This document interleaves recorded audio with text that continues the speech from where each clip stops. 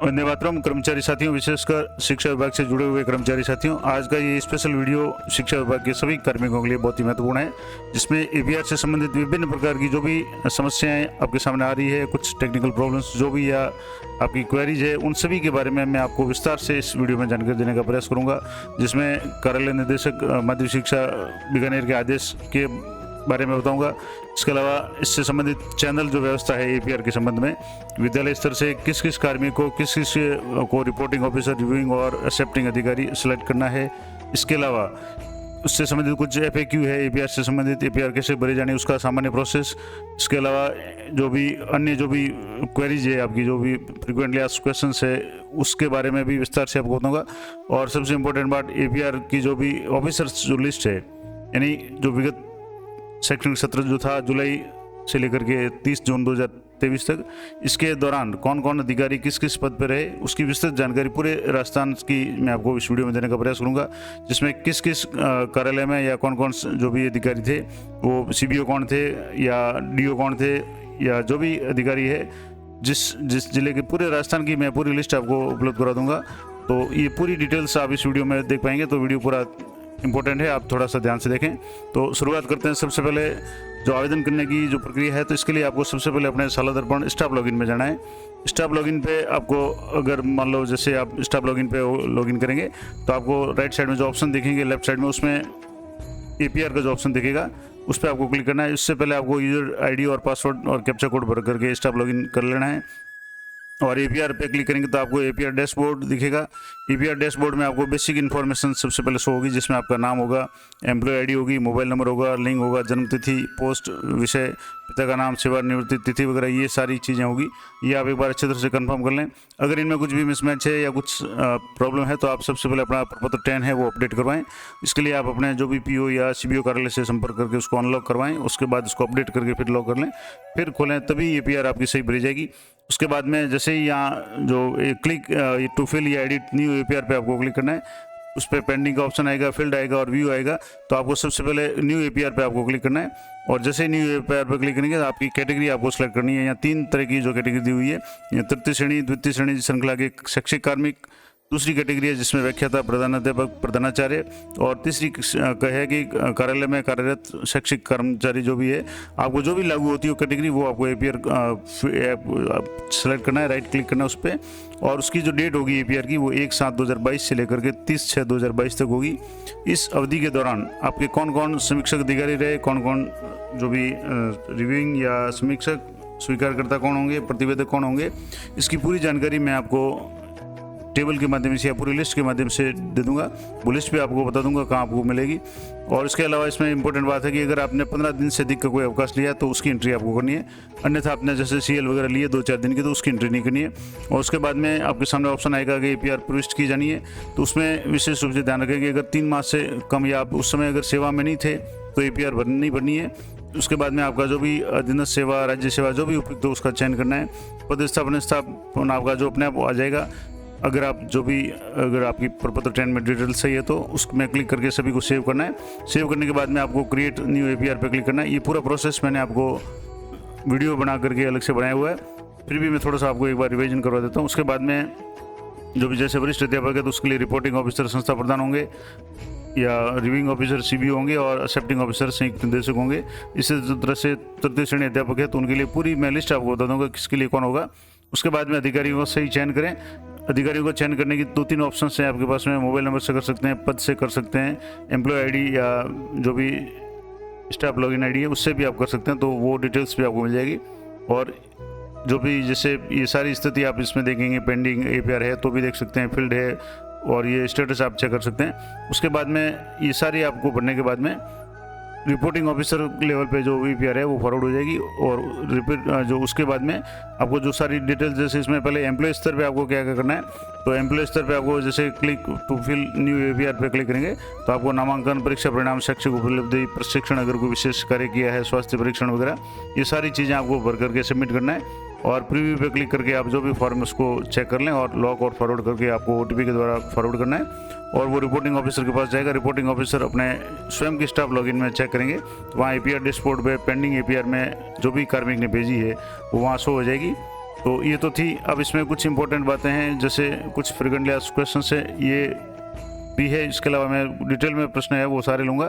तो एक तो मैं आपको पहले बता दूं कि जैसे ये रिपोर्टिंग ऑफिसर पे के लिए एपीआर की जो चैनल व्यवस्था क्या क्या होगी, किस किस कार्मिक के लिए कौन प्रतिवेदक अधिकारी होगा यानी रिपोर्टिंग ऑफिसर कौन होगा, समीक्षक यानी रिव्यूइंग ऑफिसर कौन होगा, और स्वीकारकर्ता यानी एक्सेप्टिंग ऑफिसर कौन कौन होगा, आपको किस किस को चयन करना है।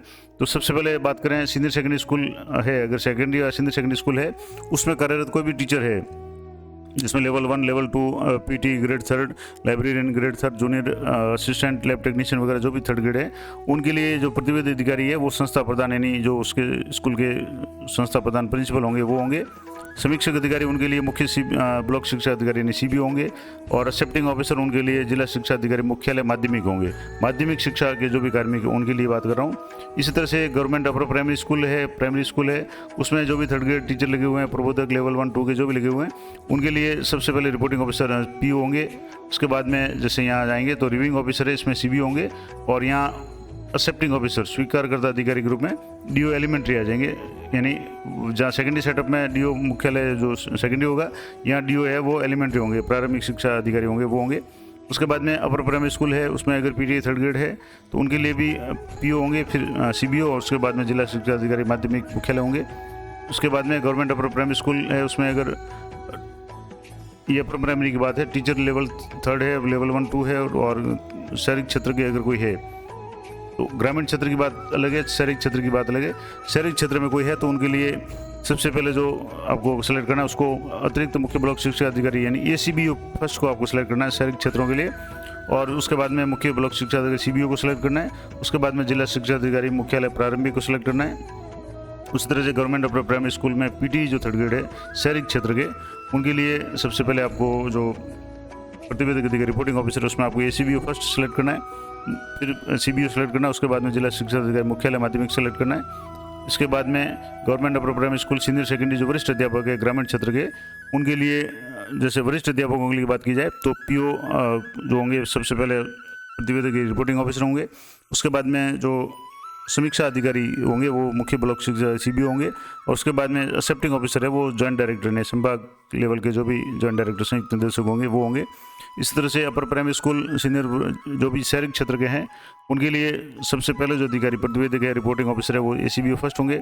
उसके बाद में समीक्षक अधिकारी सीबीओ होंगे, और उसके बाद में एक्सेप्टिंग ऑफिसर है जॉइंट डायरेक्टर यानी संयुक्त निदेशक होंगे। गवर्नमेंट सीनियर सेकेंडरी स्कूल जो अगर 12वीं क्लास स्कूल है उसमें वरिष्ठ अध्यापक है। इसके अलावा लाइब्रेरियन 2nd ग्रेड है या सीनियर असिस्टेंट है या जो भी 2nd ग्रेड के वरिष्ठ अध्यापक वगैरह है, उनके लिए संस्था प्रधान सबसे पहले रिपोर्टिंग ऑफिसर होंगे। उसके बाद में सीबीओ है वो समीक्षा अधिकारी होंगे, रिव्यूइंग ऑफिसर होंगे, और उसके बाद में संयुक्त निदेशक जॉइंट डायरेक्टर है वो आपके स्वीकारकर्ता यानी एक्सेप्टिंग अधिकारी होंगे। इसके बाद बात करें अगर गवर्नमेंट सीनियर सेकेंडरी स्कूल में लेक्चरर पीटी 1st ग्रेड और लाइब्रेरियन 1st ग्रेड, इनके लिए सबसे पहले आपको सेलेक्ट करना है जो प्रतिवेदक अधिकारी रिपोर्टिंग ऑफिसर उसमें संस्था प्रधान को सिलेक्ट करना है। उसके बाद में सीबीओ को सिलेक्ट करना है। उसके बाद में निदेशक माध्यमिक शिक्षा डायरेक्टर मध्य जो भी है उनको सिलेक्ट करना है। और उसी तरह से गवर्नमेंट सीनियर सेकेंडरी स्कूल में जो प्रिंसिपल या हेडमास्टर है उनके लिए सबसे पहले रिपोर्टिंग ऑफिसर है वो सीबीओ होंगे।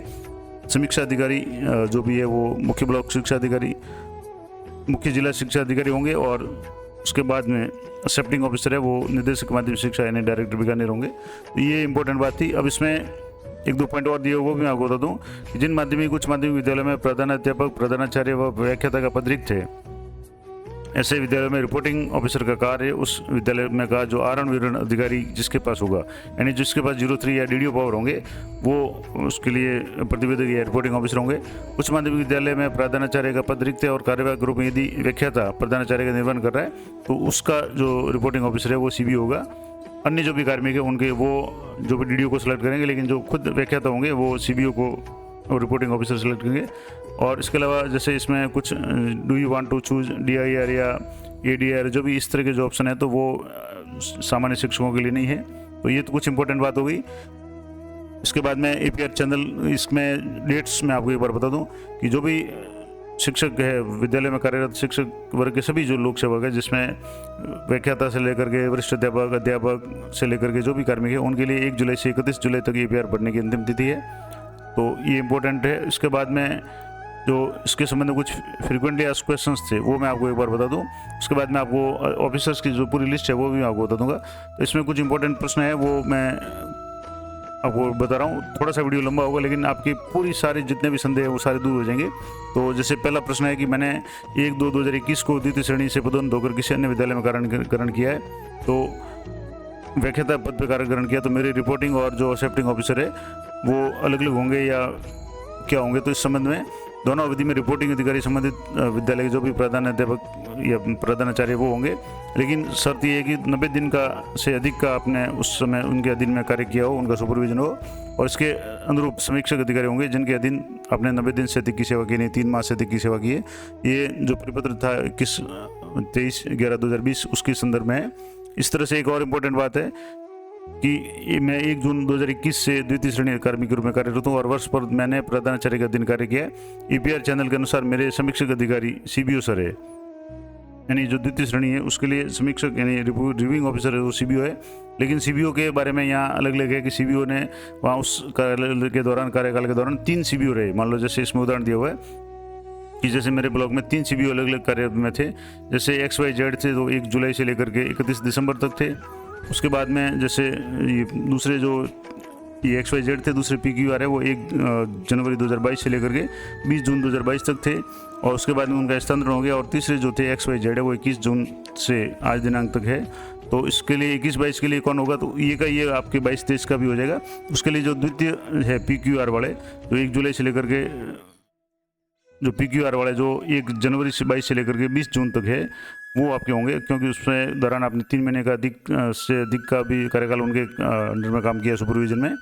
अगला है कि मेरा पद जो मूल पद है द्वितीय श्रेणी अध्यापक है और वर्तमान में स्कूल व्याख्याता पद के विरुद्ध कार्यरत हूँ।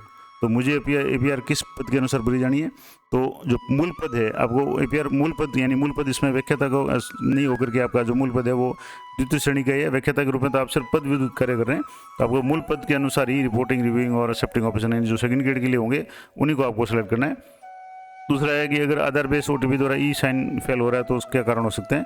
तो एक तो कारण हो सकता है कि साला दर्पण और आधार में आपका नाम का अंतर हो, इसके लिए आपको जो प्रपत्र 10 वगैरह है वो आपको सही करवाना है। और जो इसके अलावा बाद में जो स्टाफ विंडो में कार्मिक की आइडेंटिफिकेशन वेरिफिकेशन जो टैब है उसमें आपको आधार वगैरह या मोबाइल नंबर वगैरह वो ऑथेंटिकेट करना होगा। ये सारी करने के बाद ही आपकी समस्या का समाधान हो पाएगा। और अगर कोई सर्वर प्रॉब्लम होता है तो वो अस्थायी होती है, वो कुछ समय बाद में सही हो जाती है। अगला पॉइंट है कि एक कार्मिक जो पूर्व अवधि में किसी भी राज्य की सेवा में नहीं था और सीधी भर्ती के उपरांत एक नए कार्मिक के रूप में चयन किया और उसने ज्वाइन किया 31 मई 2022 को, यानी 21-22 में उसकी सेवा 3 माह से कम है तो क्या उसकी APR भरी जानी है। तो APR हमेशा 3 माह से अधिक के लिए भरी जानी है। तो अगर 3 माह से कम की सेवा है तो APR नहीं भरी जानी है। अब इसमें एक और है कि मैं जब अपनी APR साला दर्पण पे भरता हूँ तो APR मॉड्यूल में मेरी पोस्टिंग प्लेस ड्रॉप डाउन में प्रदर्शित नहीं हो रही है, जबकि मैं स्कूल के स्वीकृत पद पर कार्यरत हूँ। तो अगर मान लो ऐसी कोई समस्या आती है तो आपको प्रपत्र 10 है वो आपका अधूरा होगा। आप अपना प्रपत्र 10 कंप्लीट करें, उसके बाद अपडेट करें तो ये सारी जो भी समस्या है वो दूर हो जाएगी। अगला इंपॉर्टेंट पॉइंट है कि APR अवधि के अनुसार मेरे 2 रिपोर्टिंग ऑफिसर है। यानी सबसे पहले इसमें लिखा हुआ है कि जैसे दोनों एप्लीकेशन को लॉग एंड फॉरवर्ड करने के बाद में फाइनल सबमिट के लिए एप्लीकेशन को लॉग एंड फॉरवर्ड बटन पर क्लिक करता हूँ तो इसमें आ रहा है कि please submit data in each application period from कहाँ से कहाँ तक है। तो ये मैसेज आ रहा है, तो इसका क्या समाधान है। तो सबसे पहले आपको इसके लिए क्या करना है, तो आपके द्वारा जो दोनों एप्लीकेशन अलग अलग लॉग करने से पूर्व सबमिट बटन क्लिक करना है आवश्यक है, यानी प्रत्येक को सबमिट करना है। और बिना सबमिट बटन क्लिक किए एप्लीकेशन से लॉग भरा हुआ डाटा सेव नहीं होता है और ये मैसेज आता है। इसलिए सर्वप्रथम जो आपने पहले एप्लीकेशन जो भरी थी उस पर क्लिक करें, उसमें जो भी समस्त प्रविष्टियाँ करने के बाद में सबमिट करें। उसके बाद में for finish and log APR पे क्लिक करें। उसके बाद दूसरी अवधि का जो प्रतिवेदन है, यानी हर जो भी अधिकारी उसके अंदर में आपने जो भी ऑफिसर आपके जो रिपोर्टिंग ऑफिसर है 3 महीने से अधिक कार्य किया तो आपको 2 कार्मिक जो भी अधिकारी वो चयन करने पड़ेंगे। फिर दूसरी बार आपको जो भी आपके रिपोर्टिंग ऑफिसर है उनको चयन करना है, फिर सबमिट करना है, उसके बाद आपको लॉक करना है। इस तरीके से अंत में लॉग एंड फॉरवर्ड का ऑप्शन है, उस पर OTP के माध्यम से क्लिक करेंगे। तो यानी 3 माह से अधिक की सेवा अगर आपने 2 अलग अलग अधिकारियों के रिपोर्टिंग ऑफिसर के अंडर में की है तो आपको दोनों को सेलेक्ट करना पड़ेगा। 3 माह से कम की सेवा है तो आपको जो भी अधिक समय वाले हैं और रिपोर्टिंग ऑफिसर उनके सेलेक्ट करके APR बननी है। इसके अलावा मैं अध्यापक लेवल 2 पे कार्यरत हूँ और मेरी 21-22 की एपीआर तो ऑनलाइन कर सकता हूँ, परंतु 17-20-21 का चयन करता हूँ तो एक संदेश आता है कि create APR is not available for the your post. तो इसका क्या समाधान है? तो ये सीधी सी बात है कि 2021-22 में चुनिंदा वर्ग की एपीआर ऑनलाइन की गई थी। आपके संवर्ग की जो भी एपीआर है वो 21-22 से की हुई है, तो वो पुरानी नहीं भर सकते। अगर मान लो मेरे द्वारा एपीआर जो भी प्रसिद्ध की गई है वो चैनल ऑफिसर जो भी चैनल है उसमें रिपोर्टिंग ऑफिसर गलत हो गया या रिपोर्टिंग ऑफिसर ने गलती के कारण उसको रिजेक्ट कर दिया, तो मैं अपने लॉगिन से पुनः ऑफिसर का चयन करना है तो डिलीट ऑफिसर बटन पर क्लिक करने के बावजूद ऑफिसर का चयन नहीं हो पा रहा। तो इसका क्या कारण हो सकता है? तो इसका कारण है कि एक तो पहले आप तो जो भी डिलीट ऑफिसर बटन के बाद में आपको एक बार पूरी तरह से रीसेट करना है और उसके बाद में जब भी जैसे आपके जो भी रिपोर्टिंग ऑफिसर है वहाँ से आपके जब तक रिवर्ट नहीं होगा या डिलीट नहीं होगा तब तक आप जो नई एपीआर है वो भर नहीं पाएंगे। और जब आपके पास में एपीआर का जो ऑप्शन आ जाए उसमें ऑफिसर वगैरह शो हो तो सभी ऑफिसर्स को आपको डिलीट करके रीसेट ऑल पे क्लिक करना है, तो एक तरह से नए सिरे से आप एपीआर भर पाएंगे अगर कोई गलती है तो। दूसरा है कि यदि किसी कारणवश ऑफलाइन ज्वाइन कार्मिक अपनी एपीआर कैसे सबमिट परिवर्तन करें, तो इसका जैसे इसमें लिखा हुआ है कि विद्यालय कार्यालय का नाम सही नहीं आने या पूर्व विद्यालय का नाम सही नहीं आने की स्थिति में क्या करें। तो एपीआर ऑनलाइन जो स्टाफ विंडो से किया जाना है और इसका संबंध स्कूल लॉगिन से नहीं है, ये यानी कि जो भी टीचर खुद के जो भी कार्मिक है उनके पर्सनल लॉगिन से होगा, स्टाफ लॉगिन से होगा। और किसी अन्य कार्यालय से मैपिंग की व्यवस्था अनिवार्य है। यदि किसी कार्मिक द्वारा एपीआर ऑनलाइन करते समय प्रतिवेदन संबंधित अवधि में स्कूल का नाम नहीं आ रहा है तो मॉड्यूल में पोस्टिंग प्लेस का चयन में अन्य का चयन करते हुए प्रदर्शित टेक्स्ट बॉक्स में प्रतिवेदन से संबंधित अवधि की जो स्कूल का नाम लिख करके उसमें सेव कर लें। यानी पोस्टिंग प्लेस का नाम नहीं आ रहा है तो अब वैसे तो आपका अगर प्रपत्र 10 और जो उसमें डिटेल्स सही है तो आ जाएगा, नहीं आता तो आपको मैनुअली लिख करके करना है। उसके बाद में एपीआर 21-22 सबमिट होने के बाद में लोक सेवक द्वारा फिल की गई एपीआर का प्रिंट प्राप्त नहीं हो रहा है, तो लोक सेवक द्वारा सबमिट की गई एपीआर का प्रिंट संबंधित रिपोर्टिंग ऑफिसर द्वारा चैनल के वेरिफिकेशन के बाद ही प्रिंट का ऑप्शन एक्टिव होता है, तो वहाँ से वेरीफाई होने के बाद आप उसको प्रिंट कर सकते हैं। एक प्रश्न है कि ये सारे प्रश्न जैसे 21 के तो आप इसको 22 का मान लें। जैसे मैंने 1/7/2021 से 1/10/2021 तक द्वितीय श्रेणी अध्यापक था, उसके बाद विभागीय पदोन्नति के बाद में 2/10/2021 को व्याख्याता के रूप में कार्यकरण किया। तो मैं एपीआर भरते समय लोक सेवक के रूप में किस पद का चयन करूंगा? अब जैसे इसमें 2 पदों पर व्यक्ति ने कार्य किया, यानी पहले वरिष्ठ अध्यापक थे उसके बाद में व्याख्याता हो गए, तो एपीआर वर्ष के अंतिम पद का चयन लोक सेवक प्रकार में करना, यानी 30 जून को आप किस पद पे थे इस संबंध में आपको लोक सेवक के रूप में व्याख्याता का चयन करना होगा, यानी 30 जून को आप जिस पद पे थे वो आपको करना है। और व्याख्याता पद पर कार्यरत हूँ। 2021-22 में मैंने 2 विद्यालय में कार्य किया, इस कारण मेरे 2 प्रतिवेदक अधिकारी हैं, यानी 2 अलग अलग रिपोर्टिंग ऑफिसर है। तो मुझे कौन से प्रतिवेदन में परीक्षा परिणाम की प्रविष्टि की जानी है? तो परीक्षा परिणाम की प्रविष्टि है उसमें करते समय बोर्ड परीक्षा परिणाम के संबंध में जारी विभागीय जो निर्देश है और उसका पालन करना, और जिस आपने जहाँ आपने बोर्ड का रिजल्ट दिया या रिजल्ट जिस अवधि में आया वो आप कर सकते हैं। इसके अलावा कुछ इंपॉर्टेंट और जो प्रश्न है कि मैंने पहली बार राजकीय सेवा में 3/9/2021 को शिक्षा विभाग में कार्यकरण किया और मैं एपीआर सत्र में 1 जुलाई 2021 से 2/9/2021 की अवधि का उल्लेख किस प्रकार करूँ? यानी 3/9 को किया है या 3/9 जैसे 22 को किया है तो उससे पहले सेवा नहीं थी, तो उससे पहले 1 जुलाई से 22 से लेकर के 30 जून या जो जिस तारीख तक आपने ज्वाइन किया उससे पहले की तारीख तक आप उसमें लिखें कि लोक सेवक राजकीय सेवा में नहीं था। उसके बाद जो भी डेट है उसके बाद में जो भी आपके लागू होते हो उनको आपको करना है, और ये सारा काम है जो प्रविष्टि है सीबीओ लॉगिन से वेरीफाई भी हो जाएगी। अब यह है कि मैं व्याख्याता पद पर कार्यरत हूँ। मेरे पास 17/2021-22 में एपीआर अवधि में स्वयं के विद्यालय का आरण विवरण जो भी डीडीओ पावर थे। मेरे रिपोर्टिंग अधिकारी कौन होंगे? तो अगर आपने किसी भी अधिकारी की सुपरविजन में 3 माह से अधिक का अगर सेवा की है तो मुख्य ब्लॉक शिक्षा अधिकारी जो सीबी होंगे वो आपके रिपोर्टिंग ऑफिसर होंगे, यानी भले ही व्याख्याता हो, लेकिन व्याख्याता के लिए सामान्य रूप से तो विद्यालय के जो प्रिंसिपल होते हैं, लेकिन अगर किसी व्याख्याता के पास डीडीओ पावर है तो उनके जो रिपोर्टिंग ऑफिसर है वो सीबी होंगे। इसी तरह से मैं शहरी क्षेत्र में कार्यरत उच्च प्राथमिक विद्यालय में संस्था प्रधान हूँ। 21-22 में प्रतिवेदन एसीबीओ प्रथम को प्रेषित किया था, लेकिन वर्तमान में यूसीओ की व्यवस्था आरंभ की गई। मुझे अपना प्रतिवेदन किसे प्रस्तुत करना है? तो अभी जैसे यूसीओ है तो आपको यूसीओ को करना है। उसके बाद में कि मैं एक प्रोफेशनल कार्मिक हूँ, क्या मुझे भी एपीआर ऑनलाइन करनी है? तो सहायक कर्मचारी के अतिरिक्त प्रत्येक संवर्ग के जो भी कार्मिक है उनको एपीआर ऑनलाइन करनी है, तो प्रोफेशनल वालों को भी करनी है। इसके अलावा 20-21 में किस किस संवर्ग को एपीआर ऑनलाइन करनी है? तो शिक्षा विभाग में कनिष्ठ सहायक से लेकर के प्रधानाचार्य तक के जो भी कार्मिक है उन सभी को अपनी एपीआर ऑनलाइन करनी है। एक और इम्पोर्टेंट प्रश्न है कि मेरे समीक्षक अधिकारी पदोन्नत संयुक्त निदेशक, उप निदेशक जो पदोन्नत होकर के संयुक्त निदेशक पे हो गई है। अब क्या मुझे अपना प्रतिवेदन उन्हें भेजना है, तो जिसके अंडर में आपने 3 माह की सेवा की है उन्हें ही प्रतिवेदन भेजना है, चाहे उनका जो भी कार्यालय पदनाम वगैरह हो वो परिवर्तित हो गया हो। इसके अलावा प्रतिवेदक अधिकारी हूँ, मुझे किसी प्रतिवेदक पे ई साइन कर रहा हूँ तो बार बार फेल का संदेश आ रहा है, तो इसका मतलब हो गया कि आपका खुद का जो प्रपत्र ट्रेन है उसमें और आधार में मिसमैच है। एक पहले आप स्टाफ लॉगिन में जाकर के आधार और ऑथेंटिकेशन वगैरह सारा कर लें, उसके बाद ये समस्या नहीं रहेगी। इसके अलावा मैं अपने प्रतिवेदन पर प्रतिवेदक अधिकारी, समीक्षक अधिकारी द्वारा किए गए मूल्यांकन को कैसे दे सकता हूँ, तो जब स्वीकारकर्ता अधिकारी जो भी आपके सारे स्वीकार कर लेंगे और संस्थापन शाखा एशियर को प्रेषित किया जाएगा, तब आपको स्टाफ विंडो के एपीआर टैब में सेव बाय ऑल ऑफिसर्स का संदेश प्रदर्शित होगा, तभी आप व्यू ऑप्शन में जाकर के देख सकते हैं।